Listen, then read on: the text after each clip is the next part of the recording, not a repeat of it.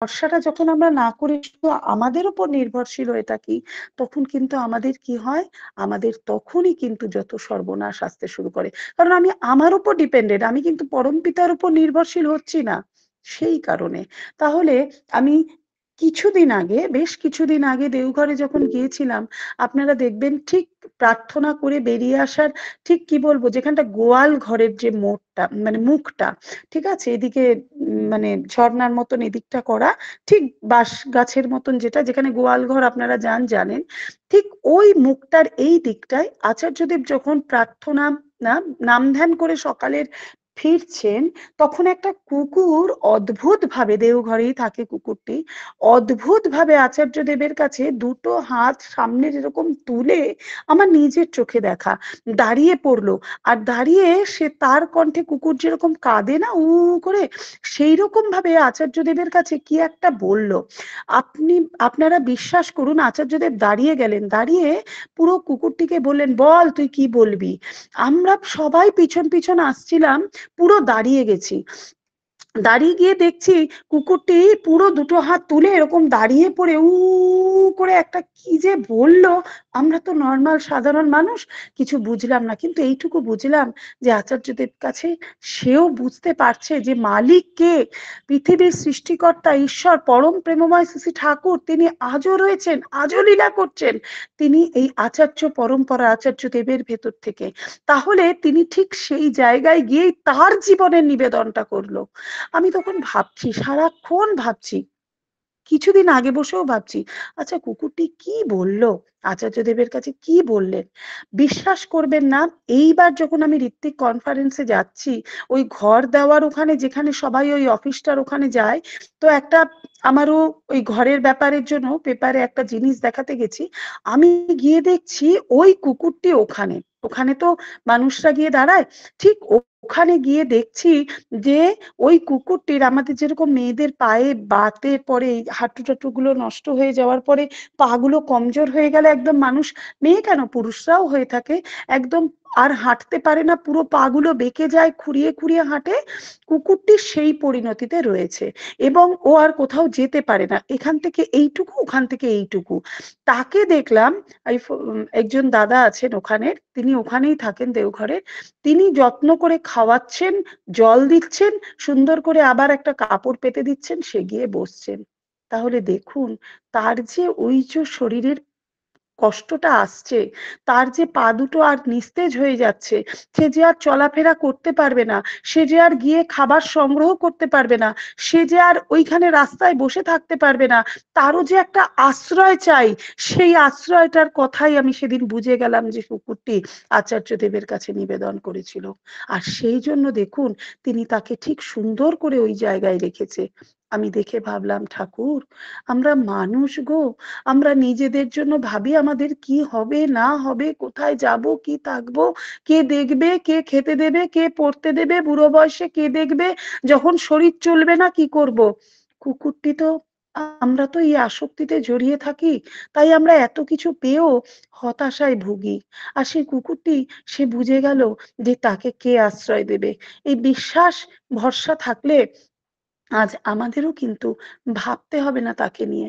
তাই আমাদের এই যে ডিপি ওয়ার্ক করা না, প্রত্যেকটা বাড়িতে যাচ্ছি, গিয়ে বিশ্বাস করুন, গিয়ে দেখছি ঠাকুর নেই, ঠাকুরকে বসানোর জায়গা নেই, বসায়নি, অথচ প্রত্যেকের ঘরে একটা বিশাল বড় টিভি রাখার জায়গা আছে, এবং বলছে ইষ্টবৃতি দিতে পারছি না, এই অসুবিধা ওই অসুবিধা, হয়তো আর্থিক কষ্ট।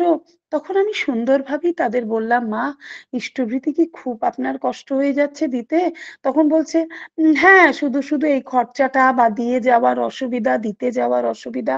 আমি তখন বললাম, মা, কিছু মনে করবেন না, এই যে টিভিটা চালাচ্ছেন, এই যে মোবাইলটা চালাচ্ছেন, এটাও তো আপনাকে টাকা দিয়ে ভরতে হচ্ছে বলুন। একটা সিরিয়াল দেখার জন্য আপনার মনে হচ্ছে যে আমার যদি পরের মাসে টাকাটা আগে আগে না ভরাই, তাহলে আমার এই সিরিয়ালটা আমি দেখতে পারবো না। ওই সিরিয়াল কিন্তু আপনাকে নেবে না মা, আপনাকে সুখ দেবে না, আপনাকে শান্তি দেবে না। আপনার হয়তো পূর্ব জন্মের, আমাদের প্রতি প্রত্যেকের পূর্ব জন্মের স্বীকৃতির জন্য আমরা কিন্তু আজ খেতে পারছি, পড়তে পারছি, ভালো আছি, সব আছি পরম পিতাকে নিয়ে চলছি বলে। কিন্তু আমরা যখন পরম পিতাকে নিয়ে চলার পরেও যদি কোনো দিনও আমাদের জীবনে কষ্ট, দুঃখ, যন্ত্রণা এগুলো থাকে, এগুলো থাকাটা ভালো। আচার্যদেব বলছেন এগুলো থাকা ভালো। এগুলো যেদিন ফুরিয়ে যাবে সেদিন যে আমরা ঠাকুরের কাছে যাওয়া ভুলে যাব। আমরা যে সেদিনকে আর ঠাকুরের কাছে চাইবো না, আর ঠাকুরের কাছে বসবো না, আর ঠাকুরের কাছে একটা দণ্ড মনের কথা বলবো না। তাই না? পেট ভরে গেলে কি আমাদের বাচ্চার বলে মা খেতে দাও? কিন্তু যখন খালি পেট থাকে তখন মার পিছন পিছন গুড়গুড় করে জানে মা খেতে দেবে। সেই রকম আমরাও তো পরম পিতার পিছনে দৌড়ে দৌড়ে ছুটবো আমাদের এই দুঃখ, কষ্ট, জ্বালা, যন্ত্রণা থাকলে। তাই তো ঠাকুর বলেছেন, অভাবে পরিশ্রান্ত মন ব্রহ্ম জিজ্ঞাসা করে, নতুবা করে না। তাই আমাদের পরম পিতা দাও আমাকে কষ্ট, দাও আমাকে দুঃখ, আমি যেন তোমাকে না ভুলি। আমার প্রত্যেকটা সময় যেন মনে হয় তুমি ছাড়া আমি তো সুখেই থাকতে পারবো না গো ঠাকুর, তুমি ছাড়া তো আমি খেতেই পাবো না, আমার তো পরনের কাপড়ই জুটবে না, আমার তো কিছুই জুটবে না। এই যে প্রত্যেকটা মুহূর্ত ঠাকুরের সাথে কথা বলবো। আর যখন সবকিছু থাকবে তখন ঠাকুরই আর মনে পড়বে না।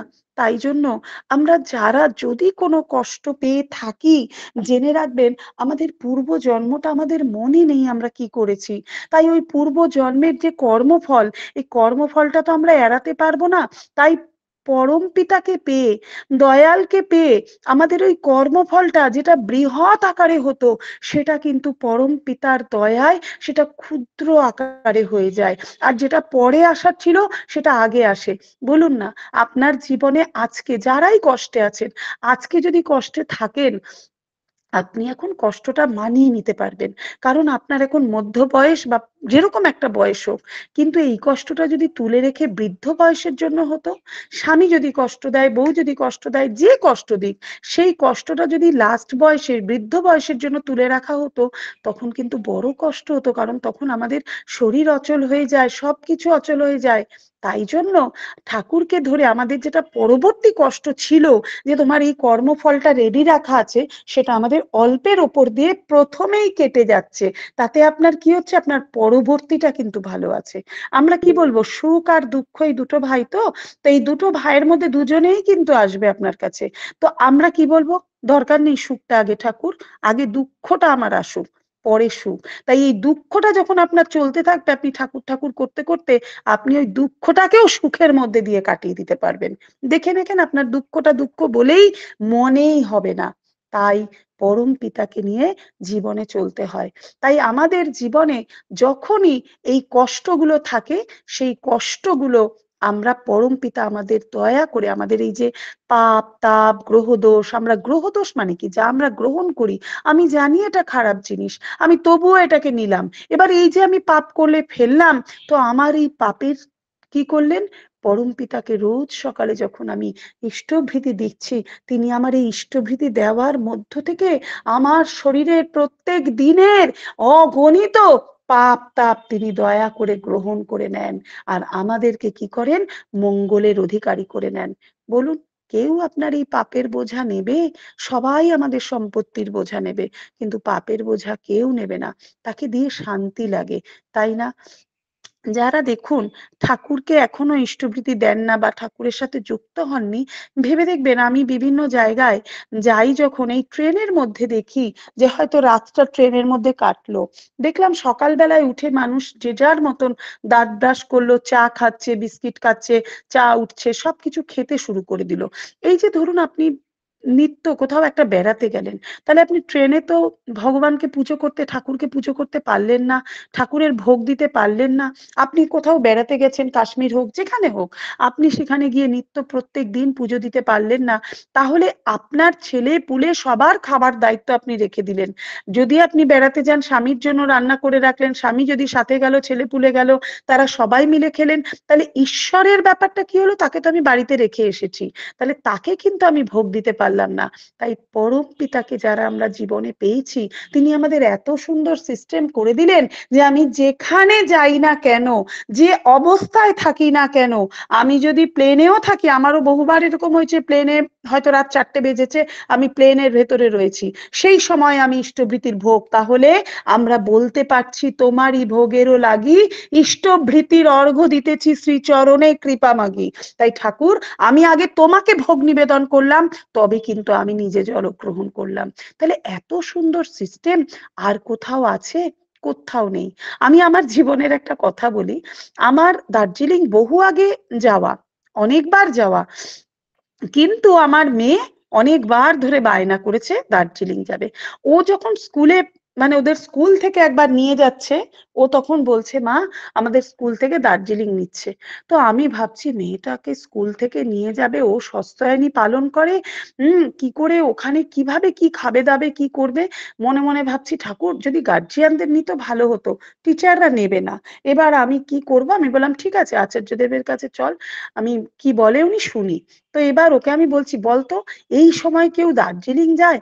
হ্যাঁ, তোদের তার থেকে এইরকম সময় পুরী যেতিস। আমি এটা ওকে বললাম যে এইরকম ঠান্ডার মধ্যে তোদের দার্জিলিং এ নিচ্ছে, তুই কি করে কি খাবি, তুই সস্তায়নী করিস, কিভাবে কি খাবার পাবি, আমি থাকলে না হয় জোগাড় করে দিতাম। বিশ্বাস করবেন না, যেই না আমি আচার্যদেবের কাছে গেছি, গিয়ে এবার ও বললাম যে আজ্ঞে দাদা, তখন তিনি আচার্য না, তখন আমি বললাম আজ্ঞে দাদা, ওদের স্কুল থেকে দার্জিলিং নিয়ে যাচ্ছে, তো যাবে? আচার্যদেব তাকালেন, আমার দিকেও তাকালেন, তাকিয়ে হাসলেন, হেসে বলছেন তোদের টিচার গুলোর কি মাথায় ছিট আছে, এই সময় কেউ দার্জিলিং যায়? এই সময় তো পুরী বেড়াতে যায়, যা পুরীতে ঘুরে যা, মা বাবা সবার সাথে পুরী ঘুরে আয়। আমি অবাক হয়ে তাকিয়ে ভাবছি যে আমি তো বাড়ি থেকে এটাই বলে গেছি যে এই সময় কি কেউ দার্জিলিং যায়? আমি তো চাইছি ঠাকুর আচার্যদেব তুমি দিও না পারমিশন, দিলে তো ও তাহলে যেতে চাইবে। দেখেন তিনি ঠিক পুরীটা, আমার যাওয়ার যে ঘুরিয়ে নিয়ে আসি যেহেতু সবাই ঘুরতে যাচ্ছে, ঠিক পুরীটাই গেল। আবার এই গতকাল, হ্যাঁ রবি মানে এই শুক্রবার দিনকে, গতকালই তো শুক্রবার গেছে, আবার একটা ফ্যামিলির সাথে আমাদের দার্জিলিং এর টিকিট কাটা। এটা ফ্লাইটের টিকিট কাটা, শিলিগুড়ি অব্দি ফ্লাইটে যাব, ওখান থেকে তারপর। এবার আমি বলছি রিয়া, ওদের সাথে ওনারা টিকিট কাটছে, আমার শ্রাবণ মাস চলছে, আমার কথা দেওয়া আছে কিছু বাড়িতে, সে ওরা যাবেই, ওরা টিকিট কেটে ফেলেছে কিছু না বুঝে। আবার এবার আমি ঋত্বিক কনফারেন্সে আচার্যদেবের কাছে গিয়ে বলছি আজ্ঞে দাদা আমাদের এরকম 8 তারিখে দার্জিলিং এর ফ্লাইটের টিকিট কাটা আছে। আচার্যদেব আমার দিকে তাকালেন, তাকিয়ে একটা মিচকি হাসি দিলেন, দিয়ে বললেন এই সময় যা ওখানে বৃষ্টিপাত হয়, ধস টস নামে, অনেক খাবার টাবার নিয়ে রাখতে হয় সাথে, জল খাবার, ভুলে টুলে, ঠিক সবার সামনে বললেন ওসব ভেবে লাভ নেই, ওসব কিছুই হবে না। ঠিক দেখেন, আমি তো এসে ভাবছি কিছুই হবে না মানে কি বলতে চাইলেন, মানে ওখানে এখন ধস টস নামবে না সেটা, না কি বলতে চাইলেন? ঠিক যাদের সাথে যাব, আমার তো এতটুকু যাওয়ার ইচ্ছে নেই, বিশ্বাস করুন তাদের ফ্যামিলিতে একজন এমন অসুস্থ হয়েছে, হসপিটালে অ্যাডমিট, ফ্লাইটের টিকিট টিকিট সব ক্যান্সেল করে দিয়ে যাওয়া ক্যান্সেল। তাহলে ভাবুন, আমার তো এক বিন্দু যাওয়ার ইচ্ছে ছিল না, সেটাই ঘটলেন। তিনি কি বললেন, সব কিছু বলার পর বললেন ওটা তো আর হচ্ছে না, ঠিক আছে ভাবতে হবে না। তার মানে আমি ভাবছি কি হবে না, ধস নামবে না, বৃষ্টি হবে না, যাওয়াই যে হবে না তা কিন্তু আমি ভাবিনি, এতটা ভাবিনি। তাহলে দেখেন তিনি কেমন সব জানেন। তিনি ওরকম ভাবে বসে থাকেন, জানেন আমার দিদির ছেলে বন্ধু ব্যাঙ্গালোরে থাকে, ও একটা চাকরির ইন্টারভিউ দিতে যাবে, তো সেখানে সবাই বললেন যা একবার দেওঘরে গিয়ে ওনার থেকে তুই একটু অনুমতি নিয়ে আয়। তো ছেলেটি ভাবছে সবাই যখন বললো ঠিক আছে যাই। এইবার ছেলেটি আসলো দেওঘরে, আসার পর যাদের সাথে গেছে তারা বললো যে দাদা ও একটু কথা বলবে, তো বলে, বল কি বলবি বল। তখন ছেলেটি বলছে আগে আমার দুটো চাকরির ইন্টারভিউ এসেছে, আমি কোনটা করব। তখন বলবার পর আচার্যদেব ঠিক এইভাবে বললেন যা তুই এই চাকরিটাতে যা। ছেলেটি ওখান থেকে চলে আসার পর ভাবছে যে চাকরিতে তিনি যেতে বললেন সেটার মায়নাটা কম, স্যালারিটা কম, আর যেটা আরেকটা আমি সিলেক্ট করছি সেটাই কিন্তু অনেক আমার মায়নাটা বেশি।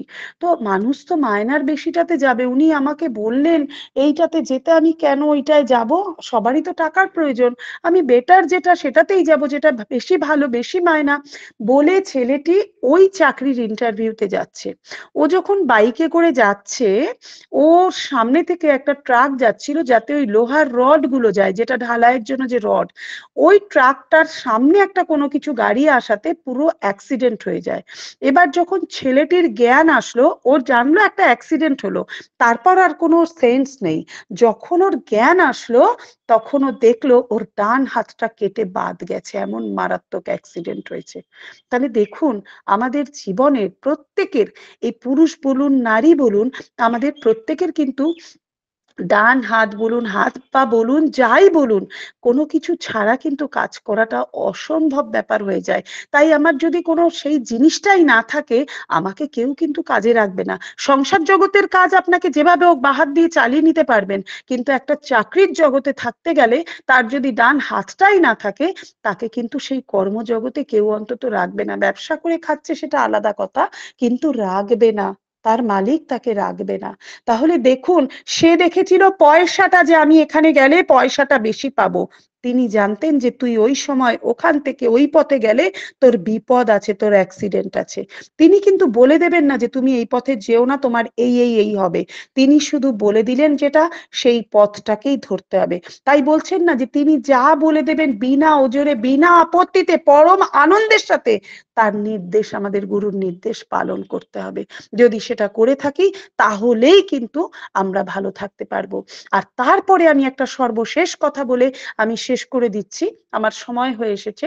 সেটা হচ্ছে, এই যে ডিপি ওয়ার্ক করতে গেলে গিয়ে দেখবেন অনেকে দেউ ঘরেই যায় না, ঠাকুর বাড়িতেই যায় না, তারা চেনেনই না যে আচার্যদেব কে বা অবিন দাদা কে, কেউ জানে না। সেই রকমই একটি বাড়িতে আচার্যদেব তখন এই শোভাবাজার, আমাদের এই কলকাতার শোভাবাজারের বাড়িতে রয়েছেন। তো শোভাবাজার বাড়িতে সকাল বেলায় আচার্যদেব বৌরানী মাকে সাথে করে নিয়ে একটু বেরিয়েছেন একটা গাড়িতে করে, কোথাও একটা যাবেন। তো সেই সময় আচার্যদেব একটা দোকানে ঢুকলেন। সেই দোকানদার তখন খুব ভোরবেলায়, সকাল বেলায় একদম ধূপ টুপ দেখিয়ে দেখিয়েই যাচ্ছেন, পুজো করেই যাচ্ছেন, পুজো করে যাচ্ছেন, মানে ধূপ দেখিয়ে যাচ্ছেন।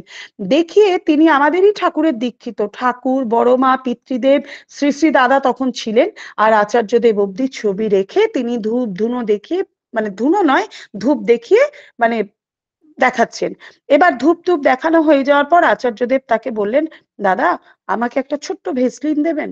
তো সেই দাদাটি বললেন, আচার্যদেব বোধহয় 100 টাকার নোট দিয়েছিলেন। তো সেই দাদাটি বলছেন, এটা এই এই অল্প ছোট্ট ভেসলিন, এটার জন্য আমার এখন এত সকালে এত খুচরো দিতে পারবো না। তো আচার্যদেব বলছেন, আমার কাছে খুচরো নেই, এটা থেকেই আপনি নিন। তখন ওই দাদাটি বলছেন, না না, এই সকালবেলা আমার বউনি হয়নি, কিছু হয়নি, আমি কোথা থেকে দেবো? আপনি এটা, তাহলে এক কাজ করুন, আপনি বড়টা নিন, দামটা কম হবে, তাহলে বেশি হবে, তাহলে আমি আপনাকে সেই টাকাটা দিতে পারবো। আচার্যদেব বললেন, না না, আমার এই ছোট্টটাই লাগবে, আপনি আমাকে দিন। লোকটি বলল, না না, হবে না, বলে তখন আচার্যদেব চলে গেলেন দোকান থেকে। এইবার ঠিক কলকাতার মধ্যে, এবার চলে যাওয়ার পরে পাশে একজন দাঁড়িয়ে দেখছেন, তিনি তো আর কিছু বলতে পারছেন না আচার্যদেবকে। যেই চলে গিয়ে গাড়িতে উঠে গেছেন, তখন ওই লোকটি বলছে, আরে তুমি যে এত ধূপ দেখাচ্ছ, এই যে ধুনো, মানে ধূপ দেখাচ্ছ, তুমি বুঝতে পারোনি কে তোমার দোকানে এসেছিলেন? বলে, না বুঝতে পারছি না, কি সুন্দর দেখতে, সাদা পোশাক পরা, কিন্তু বুঝতে পারছি না। বলছে, তুমি একটু তাকিয়ে দেখো, তুমি কোথায় ধূপটা দেখাচ্ছ, একটু তাকাও, ছবিগুলো একটু লক্ষ্য করো। তখন দেখার পর বলছেন, দেখলে না তোমার কাছে ইনি এসেছিলেন? তখন আসার পর বলছেন, ইনি কে জানো? বলছে, হ্যাঁ ইনি তো। তারপরে বলবার পরে সেই দাদাটির তো পুরো আফসোস যে তিনি আমার দোকানে এসেছেন, অথচ আমি কিছু করতে পারলাম না। তারপর তিনি শোভাবাজারের বাড়িতে এসেছেন, এক পেটি ভেসলিন নিয়ে এসেছেন। বৌরানী মায়ের কাছে এসে বলছেন যে, আগে আমার বড় ভুল হয়ে গেছে, আমি বুঝতে পারিনি, দেখিনি, আমি জানতাম না, আমি চিনতে পারিনি, আপনি এই ভেসলিনটা দয়া করে গ্রহণ করুন, আপনারা এটা নেবেন, আমি তাহলে খুব খুশি হব। তখন বৌরানীমা বললেন, আমি তো জানি না, তোমাদের দাদা গেছে, তার কাছে গিয়ে বলো তিনি কি করবেন, তার তখন প্রয়োজন ছিল, এবার তিনি যদি নেন তো নেবেন, আমার তো প্রয়োজন ছিল না, তিনি গেছেন, তার কাছে যাও। আচার্যদেবের কাছে গেছেন, গিয়ে বলছেন, আজ্ঞে দাদা আপনি এই ভেসলিনের পুরো পেটিটা শুদ্ধ রাখুন, আমার নয়তো খুব কষ্ট হবে। তখন আচার্যদেব নিয়ে বললেন, আমার একটাই তো দরকার ছিল সেই সময়, আমি পুরোটা নিয়ে কি করব, তুমি এটা বরঞ্চ বিজনেস ব্যবসা করে বিক্রি করো, তোমার এতে ভালো হবে। তখন বলবার পরে বলছে, আজ্ঞে দাদা আমার খুব ভুল হয়ে গেছে, আমি বুঝিনি।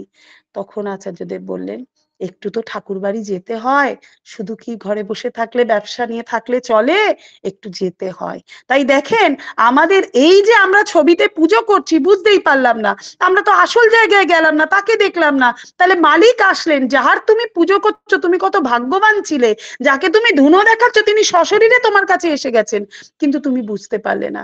তাই আমরাও না বুঝতে পারি না, জানেন তো, নররূপে তাকে দেখি তো, নররূপে নারায়ণ যে এ যুগে রয়েছেন, এ আমরা বুঝতেই পারি না। তাই তো আমাদের বিশ্বাস আসে না, ভরসা আসে না, তাই আমরা বুঝতে পারি না। আমরা কৃষ্ণর কথা শুনেছি, আমরা রামচন্দ্রের কথা শুনেছি, এবার ঋত্বিক কনফারেন্সে যখন তিনি হেঁটে যাচ্ছেন, যখন বক্তৃতা দিয়ে তিনি আসছেন, আমি শুধু তার পা আর হাঁটা চলার হাতের তালু দেখে বলছি, হে যুগে যুগে তুমি আসো কৃষ্ণের রূপ নিয়ে, যুগে যুগে আসো তুমি রামের রূপ নিয়ে, আমরা কত ভাগ্যবান যে তোমাকে সশরীরে ভগবান দেখতে পাচ্ছি। বুঝতে পারি না, আর যারা বুঝতে পারে না তারা কত হতভাগা যে তোমাকে চিনতে পারে না, তারা আজও মূর্তির পিছনে পড়ে আছে, তুমি যে জীবন্ত হেঁটে যাচ্ছ তা বুঝতে পারে না। তার হাঁটা দেখবেন, পদ্ম ফুলের ওপরে যেমন নারায়ণ বসে থাকে, তার সেই পদতলটাই সেই পদ্ম, হাতের মধ্যে যেমন পদ্ম নিয়ে নারায়ণ দাঁড়িয়ে থাকেন, তার সেই হাতের তালুটাই পদ্ম। আমরা বুঝতেই পারি না যে তিনি রয়েছেন। তাই আপনারা প্রত্যেকে সেখানে যাবেন, তিনি আছেন, আমাদের ভাবতেই হবে না। তাই তো ঠাকুরের সেই বাণী, ভাবছো বসে চলবে কিসে, ভাববার তুমি কে, ভাববার যিনি ভাবছেন তিনি, তুমি ভাবো তাকে। আমরা তাকে নিয়ে যেন চলি, তিনি আমাদের আশীর্বাদ করেছেন ডিপি ওয়ার্ক করতে, আমরা যেন সেটাকে করতে পারি। অন্তত একটা মানুষকেও আমি জাগাতে পারলাম, আর তিনি আরেকটা আশীর্বাদ দিয়েছেন, আমরা যেন মানুষকে দীক্ষিত করে তুলতে পারি, তাকে বুঝিয়ে সে যেন ইষ্টভৃতি করে, এমন সুন্দরভাবে বুঝিয়ে তবেই যেন পরম পিতার চরণে তাকে যুক্ত করতে পারি। এটাই আমাদের কাজ। আমার সময় শেষ হয়ে গেছে। প্রত্যেকের মঙ্গল কামনা করে ইষ্ট প্রসঙ্গ শেষ করলাম। যদি বলার মধ্যে কোনো ভুল থাকে মা, আপনারা নিজ গুণে আমাকে ক্ষমা করে দেবেন। জয় গুরু।